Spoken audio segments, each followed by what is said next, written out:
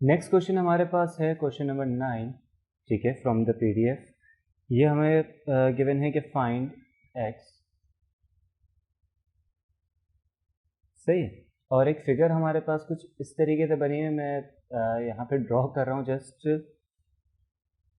रफली इसको ड्रॉ कर रहे हैं। तो ये हमारे पास कुछ इस तरीके से डी यहाँ लिखा हुआ है, ठीक है। ये हमारे पास वर्टेक्स बी है, vertex C and vertex A. Similarly यहाँ हमारे पास ए एंड बी के दरमियान का जो डिस्टेंस है वो 10 है। ए और सी के दरमियान का जो डिस्टेंस है स्टूडेंट्स वो 17 गिवन है। और डी सी के दरमियान हमारे पास है वैल्यू 15, और बी डी के दरमियान हमें एक्स डिस्टेंस गिवन है जिसकी वैल्यू हमें यहाँ पे फाइंड आउट करनी है।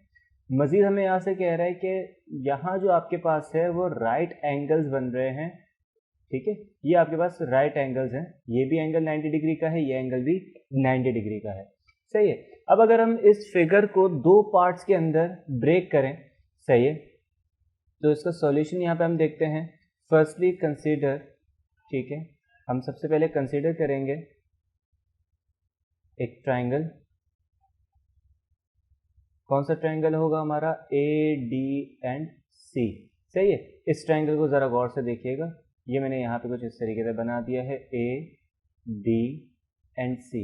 स्टूडेंट्स, ए और सी के दरमियान का डिस्टेंस हमें 17 गिवन है, और डी और सी के दरमियान का डिस्टेंस हमें 15 दे रखा है, सही है। यहाँ पे हमें परपेंडिकुलर मिस हो रहा है ना, परपेंडिकुलर की वैल्यू हमें यहाँ पे नहीं गिवन। तो हम क्या करते हैं, यहाँ से पहले परपेंडिकुलर फाइंड आउट कर लेते हैं bye using Pythagoras theorem. Pythagoras theorem हमसे कहता है हाइपोटेन्यूज स्क्वायर इक्वल होता है perpendicular square plus base square, सही है। हाइपोटेन्यूज की जगह हमारे पास 17 आ जाएगा, which mean 17 square equals to perpendicular की वैल्यू हमें फाइंड आउट करनी है, so it will be P square plus B square, base हमारे पास है 15, so it will be 15 square. तो आई होप यहाँ पे आपके पास सबके पास कैलकुलेटर अपने मौजूद होंगे, ठीक है। तो इन योर कैलकुलेटर आप 17 का स्क्वायर कैलकुलेट करेंगे, सो ये आएगा हमारे पास 289 equals to P square plus 15 का स्क्वायर स्टूडेंट्स हमारे पास 15 का स्क्वायर 225 होगा, सही है। तो ये यहाँ प्लस हो रहा है, वहाँ ले जाएंगे तो 289 minus 225 equals to P square. जी, मैं इसको मज़ीद नीचे कर लेता हूँ ताकि स्पेस थोड़ा हमारे पास हो, सही। तो अब यहाँ पे 289 माइनस 225, सो ये हमारे पास आ जाएगा 64, which is equals to perpendicular square. तो यहाँ हमें p की वैल्यू मिलेगी by taking root on both side. तो यहाँ पे जब आप रूट लेंगे तो आपके पास 64 का रूट 8 आता है, सही है। तो ये हमारे पास 8 वैल्यू आ जाएगी। अब ये प्लस माइनस दोनों हो सकते हैं ना, लेकिन हमें यहाँ पे सिर्फ और सिर्फ पॉजिटिव वैल्यू कंसिडर करनी है, क्योंकि ये जो परपेंडिकुलर है एक लेंथ है, एंड वी नो दैट कि लेंथ नेवर बी नेगेटिव। सो हमारे पास परपेंडिकुलर तो यहाँ पे आ गया।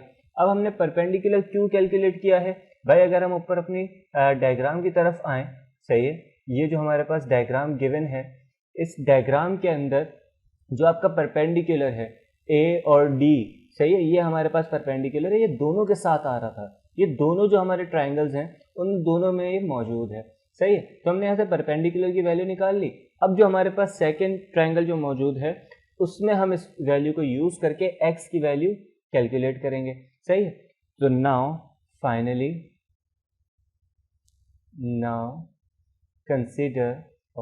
कंसिडर जो भी आप यहाँ पे लिखना चाहे, ठीक है। अब हम कौन सा ट्राइंगल कंसिडर कर रहे हैं? अब हम ट्राइंगल कंसिडर कर रहे हैं ए बी डी, सही है, ए बी डिविलियर्स। अब ये जो ए बी डी ट्राइंगल है हमारा, इसके अंदर ऊपर ए मौजूद है, यहाँ पर है बी, और ये आ जाएगा डी। ए और डी का डिस्टेंस परपेंडिकुलर है, विच इज़ 8, ये हम पहले निकाल चुके हैं, ठीक है। ए और बी का डिस्टेंस हमें गिवन है, विच इज़ 10, और हमें बी डी की वैल्यू फाइंड आउट करनी है, विच इज़ एक्स, सही है।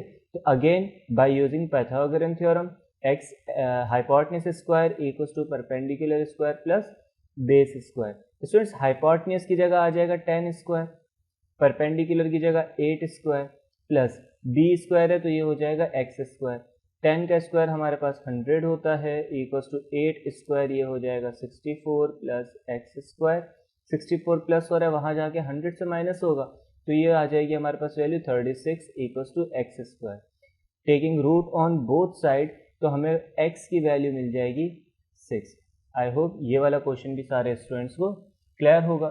सही है, तो जल्दी से अब हम मूव करते हैं नेक्स्ट क्वेश्चन की तरफ, विच इज अ थ्योरम। सही है, क्वेश्चन नंबर 10। क्वेश्चन नंबर 10 आपके पास एक थ्योरम है।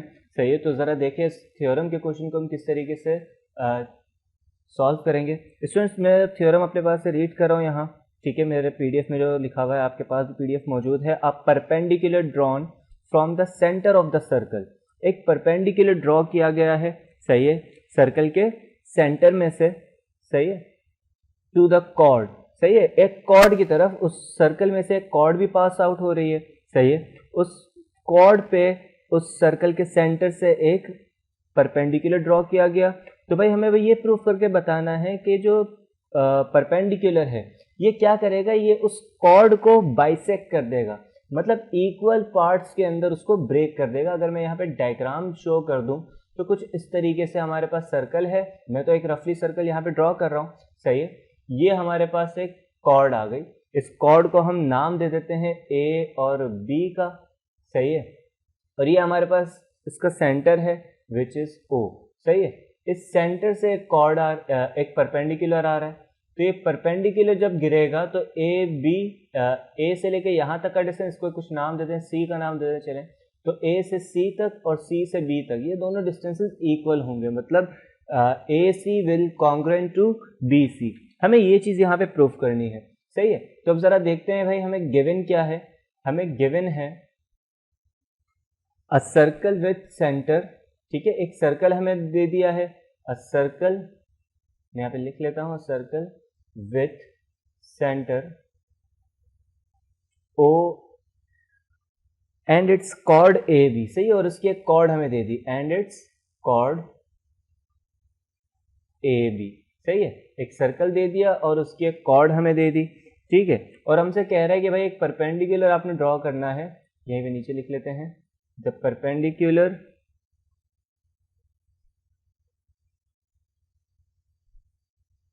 परपेंडिकुलर का नाम हम देखें यहाँ से क्या देंगे, ओ सी। सही है, ओ सी हमारे पास परपेंडिकुलर है।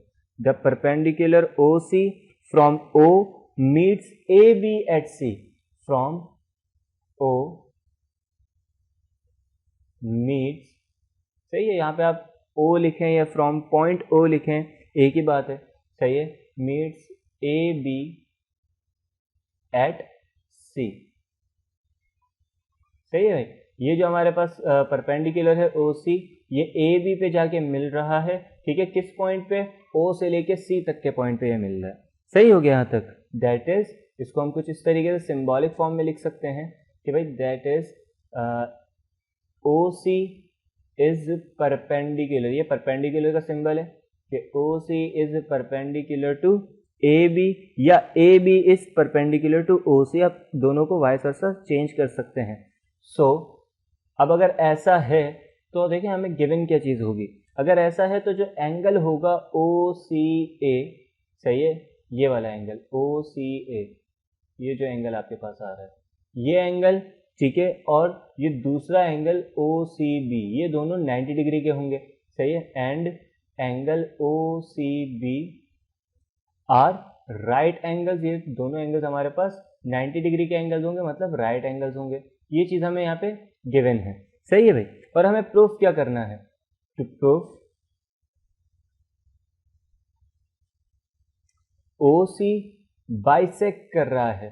ठीक है भाई, क्वेश्चन के अंदर हमें क्या कह रहा है, the chord bisects the chord, तो हमें ये चीज़ प्रूफ करनी है कि भाई ओ सी जो है, जो कि परपेंडिकुलर है, बाइसेक्ट कर रहा है किसको, ए बी को। इसको मैथमेटिकली हम किस तरीके से लिखेंगे कि भाई हमें प्रूफ करके लेकर आना है कि ए बी नहीं, बल्कि ए बी नहीं लिखें, A C is congruent to B C. हमें ये चीज़ बेसिकली यहाँ पे प्रूफ करके लेकर आनी है। ठीक है भाई, यहाँ तक की बात आएगी, सारे स्टूडेंट्स को क्लियर होंगी। अब ज़रा कंस्ट्रक्शन की तरफ आते हैं। तो देखिए कंस्ट्रक्शन के अंदर हम क्या करेंगे, हम ए से ओ को ज्वाइन कर लेंगे और ओ से बी तक को ज्वाइन कर लेंगे। सही है, मैंने तो यहाँ पे रफली ड्राइंग की है, यहाँ आप ओ से लेके ए तक ज्वाइन करेंगे और ओ से लेके बी तक ज्वाइन करेंगे। ठीक हो गया। तो ये देखें यहाँ पे ये जो ओ से लेके ए या ओ से लेके बी है, ये दोनों आपस में बराबर होंगे। इसकी वजह क्या है कि ये दोनों हमारे पास क्या है, रेडियल सेगमेंट्स हैं, ये रेडियस कहलाएंगे क्योंकि ये सेंटर से आ रही हैं। सही है, ओ एक सेंटर है, सेंटर से लेके सर्कल के किसी भी पॉइंट तक, ए भी एक सर्कल का ही पॉइंट है, तो ओ से लेके ए तक का डिस्टेंस रेडियस कहलाएगा और ओ से लेके बी तक का डिस्टेंस भी रेडियस कहलाएगा। And by the definition of a circle हम जानते हैं कि भाई किसी भी सर्कल के अंदर रेडियस जो है वो बराबर ही होता है हर जगह। सही है, मतलब सेंटर से लेके किसी भी पॉइंट तक का अगर आप डिस्टेंस लेंगे उस सर्कल पे तो हमेशा बराबर आएगा। तो हम यहाँ पे लिख लेते हैं भाई, कंस्ट्रक्शन में हमने क्या किया, हमें यहाँ कंस्ट्रक्शन में कहा कि भाई हम ड्रॉ कर रहे हैं ओ ए एंड ओ बी। सही हो गया यहाँ तक। तो यहाँ तक का काम तो हमारा हो गया। अब जरा इसके प्रूफ की तरफ आते हैं। तो प्रूफ में हमारे पास स्टेटमेंट एंड रीजंस, ये दो चीजें आएंगी। सही, मेरी ड्राइंग हद से ज़्यादा ख़राब है तो आई रिक्वेस्ट यू ऑल के इस चीज़ को ज़रा बर्दाश्त कीजिएगा, थोड़ा पेशेंस रखिएगा। सही है, यहाँ पे भी एक लाइन लगा देते हैं। अच्छा जी, फर्स्ट पॉइंट हमारे पास क्या आ रहा है, फर्स्ट पॉइंट हमारे पास हम लेंगे कि भाई जो हम ऊपर मैंने सर्कल ड्रॉ किया था उसमें मेरे पास दो ट्राइंगल मौजूद है ना। अगर आप देख सकें तो ऊपर हमारे पास ये दो ट्राइंगल आ रहे हैं। पहला ट्राइंगल हो जाएगा ओ ए सी और दूसरा ट्राइंगल हो जाएगा ओ बी सी। सही है, इन दो ट्राइंगल्स की हम बात कर रहे हैं।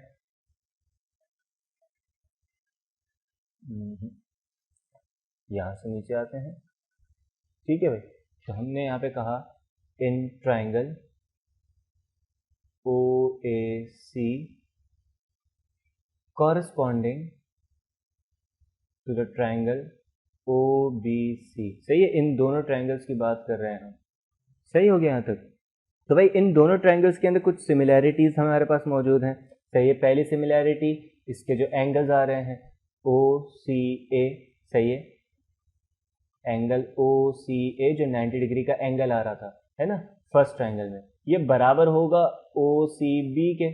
सही है, एंगल ओ सी बी के, क्योंकि ये दोनों के दोनों क्या है, 90 डिग्री के एंगल्स हैं। सही है, और ये बात हमें क्वेश्चन के अंदर गिवन थी, है ना।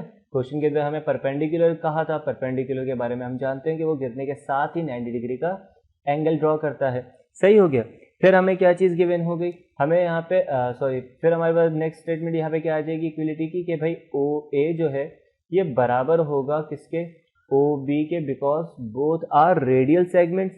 सही है, तो यहाँ पे आप लिख सकते हैं कंस्ट्रक्शन से हमने ये बात जानी। ठीक है, हमने पहले कंस्ट्रक्शन की ये बात बताई और कंस्ट्रक्शन में हमारे पास पॉइंट क्या आएगा, radial segments of same circle. सही है, तो मैं बोलता भी जा रहा हूँ तो कोशिश कीजिएगा कि मेरे वर्ड्स जो लिख रहा हूँ उससे ज़्यादा आप मेरी वॉइस पे कंसंट्रेट करें।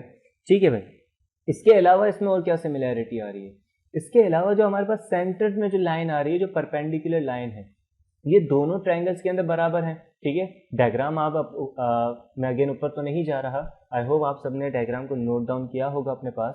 ठीक है, तो उसमें जो हमारे पास साइड आ रही है ओ सी की, ये दोनों ट्राइंगल्स के अंदर कॉमन है।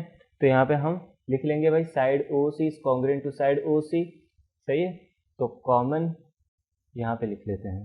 सही है, कॉमन साइड लिखते ज़्यादा बेहतर है क्योंकि कॉमन तो एंगल भी हो सकता है, तो ये एंगल तो नहीं है, ये साइड है। सही हो गया। अब अगर ये चीज़ हमारे पास आ रही है तो यहाँ पे हम कौन सा पोस्टुलेट लगाएंगे, हमारे पास एस ए एस का पोस्टुलेट है। ठीक है, साइड एंगल साइड, तो यहाँ पे आपको देखने से तो यही लग रहा है कि भाई यहाँ पे दो साइड और एक एंगल की बात हो रही है, लेकिन जब भी याद रखिएगा कि 90 डिग्री की बात हो तो 90 डिग्री यानी राइट ट्राइंगल्स के अंदर हम साइड एंगल साइड को हाइपोटेन्यूज एंड साइड कहते हैं। ठीक है, एच एस कहा जाता है। सही है, तो यहाँ पे हम लिखेंगे पहले triangle O A C is congruent to triangle O B C. सही है, और रीजन यहाँ पे क्या आ जाएगा, H S congruent to H S. सही है, hypotenuse side congruent to hypotenuse side, या फिर आप लिख सकते हैं बाय पोस्टुलेट एच एस। सही हो गया यहाँ तक। अब ये देखें, ये हमारे पास तो प्रूव हो गया कि ये दोनों ट्रायंगल बराबर हैं।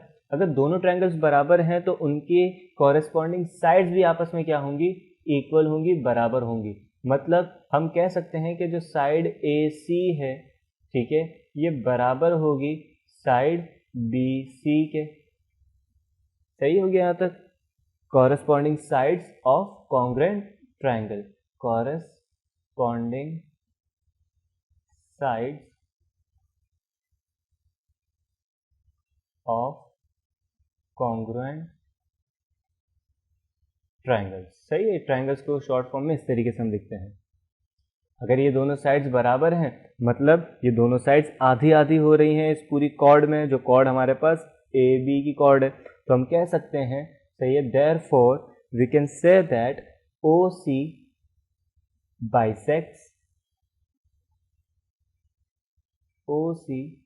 bisects the chord AB, the chord AB। सही हो गया यहाँ तक। और यहाँ पे आ जाएगा C is the midpoint of AB, C is the midpoint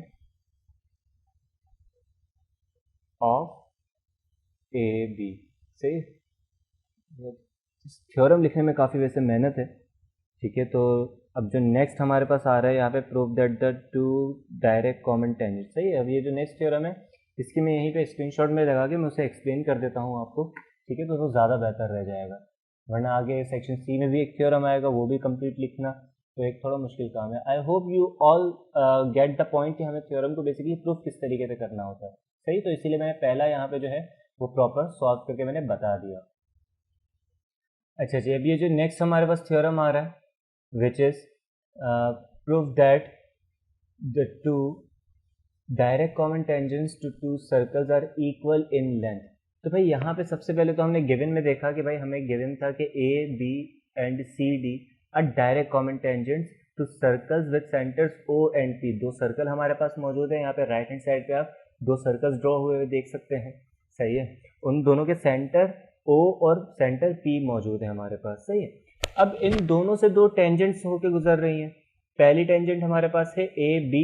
सही, टेंजेंट कौन सी लाइन को हम कहते हैं, किस चीज़ को कहते हैं भाई, ऐसी लाइन जो कि सर्कल्स को टच करते हुए जाए। और डायरेक्ट कॉमन टेंजेंट्स वो लाइंस होती है जो कि दो सर्कल्स को आपस में क्या करें, कनेक्ट करें। सही है। और ये कनेक्शन जो होगा ये एक्सटर्नल कनेक्शन हमारे पास बेसिकली होगा, ये आउटसाइड से बिल्कुल स्ट्रेट लाइन में जाएगा, क्रॉस नहीं करेंगी ये टेंजेंट्स आपस में एक दूसरे को। तो ऐसा ही हो रहा है कि भाई ये दोनों टेंजेंट्स एक दूसरे को क्रॉस नहीं कर रही। पहली जो हमारे पास टेंजेंट है AB और दूसरी है CD, ये दोनों आपस में एक दूसरे को क्रॉस नहीं कर रही, वो किसी पॉइंट Q पे जाके मिल रही है बेसिकली। सही हो गया। तो भाई हमें प्रूफ करना है कि जो मेजरमेंट है AB की, ये बराबर है मेजरमेंट CD से। सही है, मतलब दोनों टेंजेंट्स आपस में इक्वल हैं। तो भाई हमने क्या किया, कंस्ट्रक्शन के अंदर extend AB and CD to intersect at point से Q। हमने एक पॉइंट ले लिया Q और वहां तक इन दोनों टेंजेंट्स को एक्सटेंड करके मिला दिया। सही हो गया यहाँ तक। तो ये दोनों टेंजेंट्स मिल गई।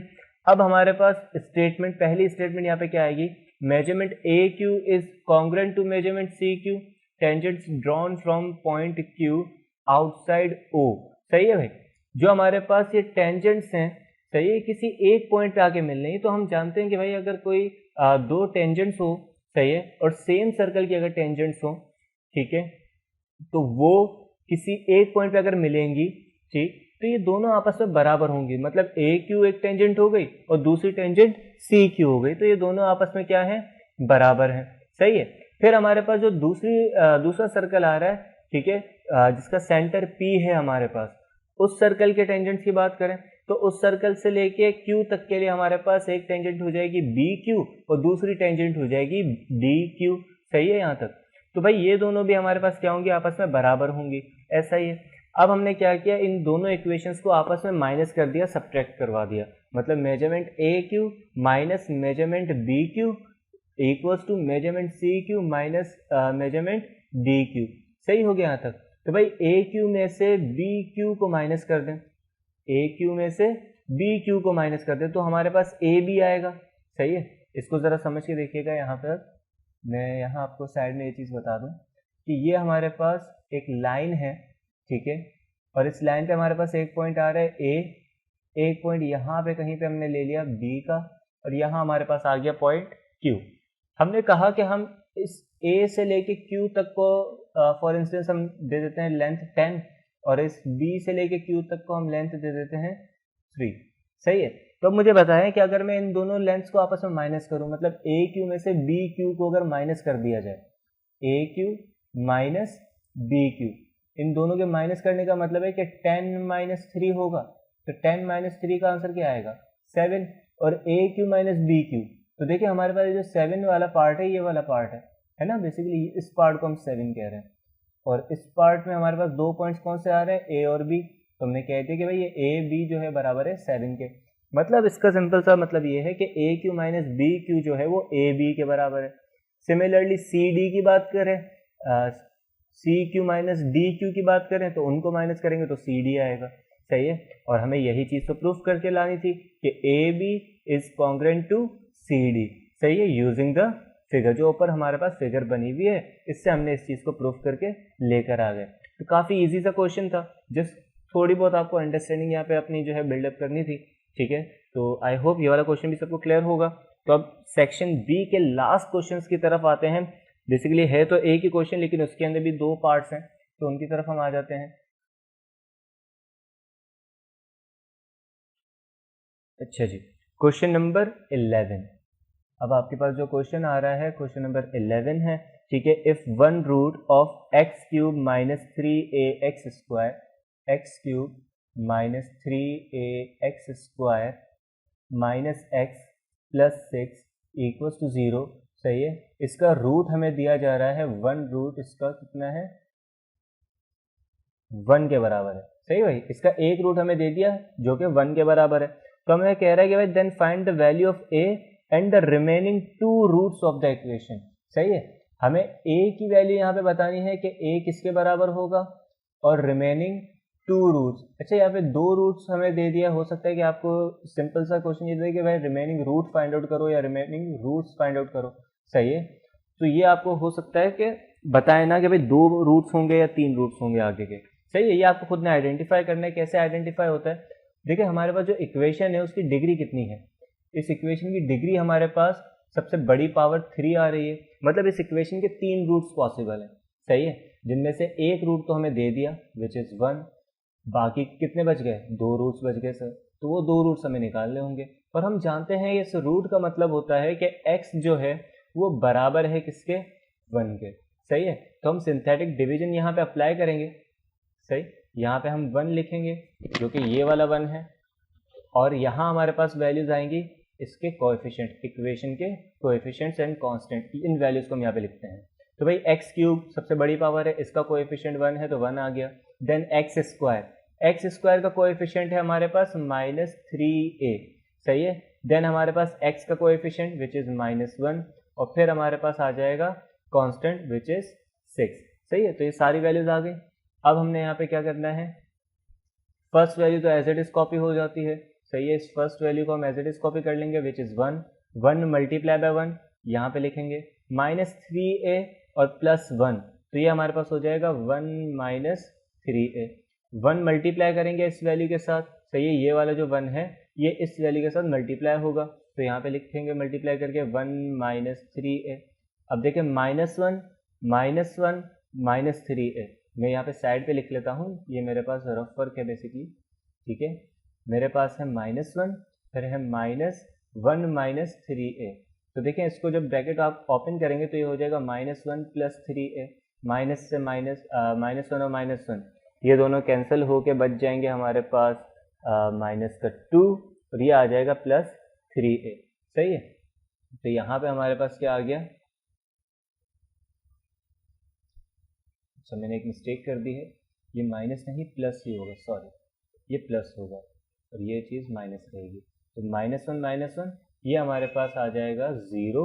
सही, मैं यहाँ पे लिख रहा हूँ, ये दोनों तो कैंसिल आउट हो गए, यहाँ पे सिंपल माइनस का 3a बचा। सही है, इस मिस्टेक को करेक्ट कर लीजिएगा, -3a। फिर 1 × -3 है तो -3a बचा, यहाँ पे लिख लेंगे। अब यहाँ पे हमारे पास आएगा reminder which will be 6 -3a। सही है, अब हम जानते हैं कि ये रिमाइंडर हमारे पास क्या आना चाहिए, 0 आना चाहिए। क्यों ये रिमाइंडर 0 आना चाहिए? क्योंकि हम जो सिंथेटिक डिवीजन अप्लाई कर रहे हैं वो रूट की वैल्यू से अप्लाई कर रहे हैं, और रूट से जब भी किसी इक्वेशन को सिंथेटिक डिवीजन अप्लाई करते हैं तो हमेशा जो रिमाइंडर आता है वो 0 आता है। मतलब ये 6 माइनस 3a इनिशियल तौर पे 0 के ही बराबर होना चाहिए। सही है। अब यहाँ से हमें देखो a की वैल्यू निकालना ईजी है। माइनस 3a, ये 6 वहाँ जाएगा, माइनस का 6, minus and minus will be cancelled out, so a will be equal to 6/3, और a की वैल्यू यहाँ पे हमें मिल जाएगी 2। सही है। आई गेस ये वैल्यू आप सबको समझ आई होगी। ठीक है। अब हमें क्या करना है, हमें रिमेनिंग रूट्स निकालने हैं। तो भाई जो हमें सिंथेटिक डिवीजन में जो क्वोशंट मिला था, क्वोशंट हमारे पास क्या था, देखिए ये तो रिमाइंडर था, क्वोशंट हमारे पास इस वैल्यू को हम कहते हैं, ये हमारे पास क्वोशंट है। तो क्वोशंट के साथ हम x लगाएंगे। तो भाई ये हमारे पास x क्यूब था ना स्टार्ट में, तो यहाँ से हम जो स्टार्ट लेंगे वो x स्क्वायर से, मतलब ये हो जाएगा 1x² then plus 1 minus 3a into X, और लास्ट में आ जाएगा माइनस का 3a। सही है, ये मेरे पास रफ कॉलम था। अच्छा जी, यहाँ पे 1 इंटू एक्स स्क्वायर, सही है, प्लस 1 एज इट इज़ रहेगा, इसको अभी फिलहाल ओपन ना करें। 1 माइनस, अच्छा a की जगह हम पुट कर सकते हैं 2, और 2 3 ये हो जाएगा 6, तो it will B 1 minus 6x, और माइनस 3a है तो ये 3 इंटू 2। इसको सॉल्व कर लें तो ये आएगा एक्स स्क्वायर प्लस नहीं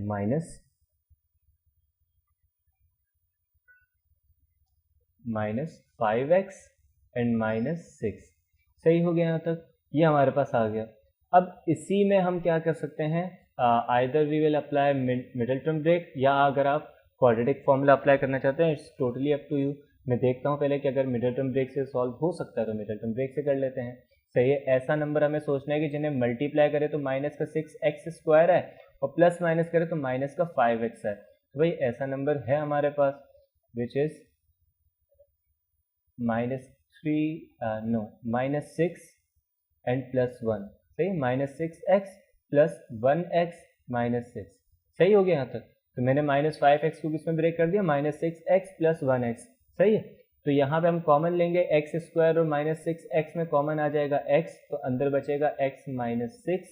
इन दोनों में 1 कॉमन है, ठीक है, तो प्लस का 1 कॉमन, x माइनस 6। मजीद इसको सॉल्व करें तो भाई ये हो जाएगा हमारे पास x minus 6 and x plus 1। सही है, ये बराबर होगा 0 के। तो भाई आइदर ये वैल्यू 0 है या फिर ये वैल्यू 0 है, क्योंकि दोनों आपस में मल्टीप्लाई होकर क्या ला रहे हैं, 0 लेकर आ रहे हैं, है ना। तो x माइनस 6 इक्वल्स टू 0 और x प्लस 1 इक्वल्स टू 0। तो x की वैल्यू एक हमें मिल गई 6, और दूसरी x की वैल्यू हमें मिल जाएगी -1, which are the remaining roots of the equation. तो जो फाइनल आंसर आपके पास होगा, ठीक है, फाइनल आंसर को आप कुछ इस तरीके से लिखेंगे, रिजल्ट a इक्वल्स टू 2, सही है, एंड रिमेनिंग रूट। सही है, मैं कंप्लीट में नहीं लिख रहा है यहाँ पे, आप लिख लीजिएगा रिमेनिंग रूट्स 6, -1। ये हमारे पास फाइनल इसका आंसर हो गया। ठीक है, एक तो ये पार्ट था हमारे पास क्वेश्चन नंबर 11 में। सेकंड पार्ट की बात करें तो सेकंड पार्ट में हमें प्रूफ करके लाना है, ठीक है, show that a plus b into a omega plus b omega square into a omega square plus b omega equals होगा ये किसके, a cube plus b cube के। सही, अब ये चीज़ हमें प्रूफ करके लेकर आनी है। तो भाई यहाँ पे हम लेफ्ट हैंड साइड को सॉल्व करेंगे। Take left hand side LHS, left hand side पे हमें गिवन है a plus b, a omega plus b omega square, और a omega square plus b omega. सही है सर। अब इन वैल्यूज़ को आपस में मल्टीप्लाई करना है। तो भाई पहला जो ब्रैकेट आपके पास है a प्लस बी का, इसको फिलहाल एज इट इज़ रहने दें, सही है, और यहाँ से मल्टीप्लिकेशन स्टार्ट करें। तो भाई पहले a ओमेगा इन दोनों से मल्टीप्लाई होगा, तो ये आ जाएगा a square omega cube, omega into omega square omega cube होता है। फिर ए ओमेगा को बी ओमेगा से मल्टीप्लाई करेंगे तो plus A B omega square बनेगा ये। फिर बी ओमेगा स्क्वायर को इधर मल्टीप्लाई करें तो ए बी ओमेगा की पावर 4 आएगी, सही है। फिर हमारे पास आ जाएगा प्लस का B omega cube. I guess यहाँ तक बातें क्लियर होंगी सबको। अच्छा जी, अब ज़रा देखें यहाँ, तो ए प्लस बी, यहाँ पे हमारे पास ए स्क्वायर ओमेगा क्यूब है। स्टूडेंट्स हम जानते हैं हमारे पास ओमेगा क्यूब जो होता है वो 1 के बराबर होता है, सही है। तो यहाँ पे हम ए स्क्वायर ओमेगा क्यूब की जगह लिख सकते हैं ए स्क्वायर इंटू 1, सही है। सिमिलरली मैं ए बी और यहाँ पे जो ए बी ओमेगा 4 है इसमें से ए बी को कॉमन ले लेता हूँ, तो अंदर मेरे पास बच जाएगा ओमेगा स्क्वायर। तो ये ओमेगा की पावर 4 है तो इसको हम लिख सकते हैं omega cube into omega plus B omega cube है तो ये बी इंटू 1, सही है। यहाँ तक बात क्लियर है। अच्छा जी, अब देखिए ये ओमेगा क्यूब भी 1 के बराबर, ठीक है। तो यहाँ पे आपके पास बच जाएगा ए plus B A square into 1, तो ए स्क्वायर बचा प्लस ए बी और यहाँ पे ओमेगा स्क्वायर प्लस ओमेगा, है ना। ये ओमेगा क्यूब भी 1 के बराबर आएगा, 1 मल्टीप्लाई बाय ओमेगा तो सिर्फ ओमेगा बचा प्लस बी, सही हो गया यहाँ तक। अब हमारे पास नेक्स्ट फॉर्मूला जो यहाँ पे यूज़ होगा वो होगा 1 plus omega plus omega square. ये MCQ के अंदर भी मैंने एक्सप्लेन किया था, ये बराबर होता है 0 के। तो भाई 1 यहाँ प्लस हो रहा है, वहाँ जाएगा माइनस हो जाएगा, which means omega plus omega square equals to -1, या ओमेगा स्क्वायर प्लस ओमेगा कह दें। मतलब यहाँ आपके पास ओमेगा स्क्वायर प्लस ओमेगा की जगह -1 पुट हो सकता है, सही है। तो यहाँ पे आते हैं, यहाँ पे हमने लिखा a plus B A square. अब इस वैल्यू की जगह तो -1 आ जाएगा, -1 को ए बी से मल्टीप्लाई करेंगे तो माइनस का A B plus B square. जैसे मैंने यहाँ पे बी के साथ स्क्वायर नहीं लिखा, ना ही ऊपर लिखा था, ठीक है। तो यहाँ पे स्क्वायर लाजमी आएगा। अब ये हमारे पास जो वैल्यू आ रही है ये एक फॉर्मूला है हमारा, ठीक है। फॉर्मूला कौन सा होता है, a plus B into A square minus A B plus B square. ये ग्रेड 9 में आप सारे पढ़ के आए हैं, ये बराबर होता है ए क्यूब प्लस बी क्यूब के। मतलब इस इंटायर वैल्यू की जगह मैं लिख सकता हूँ ए क्यूब प्लस बी क्यूब, ठीक है। हैंस प्रूव्ड, मुझे यही चीज़ प्रूव करके लेकर आनी थी। तो भाई यहाँ तक का काम तो हमसे हो गया। फर्दर इंशाल्लाह इन नेक्स्ट वीडियो हम सेक्शन सी की तरफ आते हैं। Thank you so much for your time. अल्लाह हाफिज़।